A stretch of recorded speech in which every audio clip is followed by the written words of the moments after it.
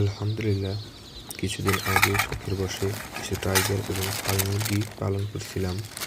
তো আলহামদুলিল্লাহ ভালো একটা ফলাফল পেয়ে ভাবলাম এখন একটু বড় পরিসরে কিছু করা যায়। তাই যেমন কথা তেমন কাজ, কিছু ফার্মি এবং কিছু সোনালী মুরগির বাচ্চা নিয়ে আসলাম। অবশ্য আমার ইনকিউবেটারে কিছু টাইগারের বাচ্চা আছে, ইনকিউবেটার থেকে আমি নিজেরাই ফুটাইছিলাম, এই জন্য টাইগার মুরগির বাচ্চা আনা হয় নাই।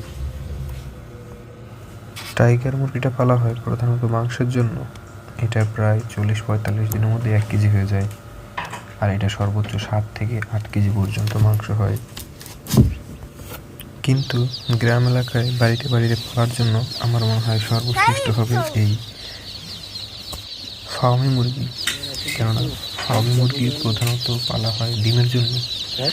এটা 4 মাস 5 মাসের সময় ডিম দেওয়া শুরু করে এবং বছরে প্রায় 270 থেকে 300টা ডিম দেয়।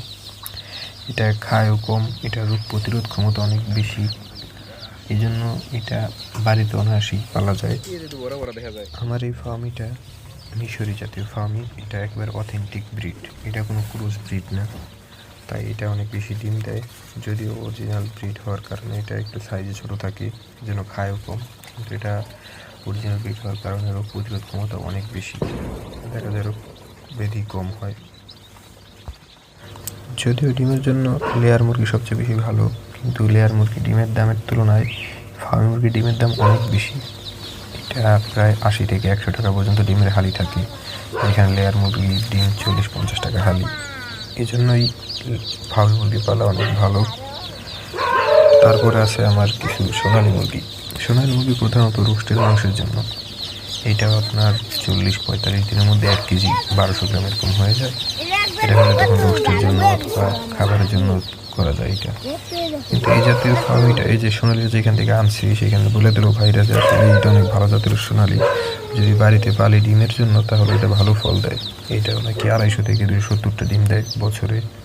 যদিও আমি এটা ডিমের জন্য আনি নাই, আমি এটা আপনার রোস্টের জন্য আনছি।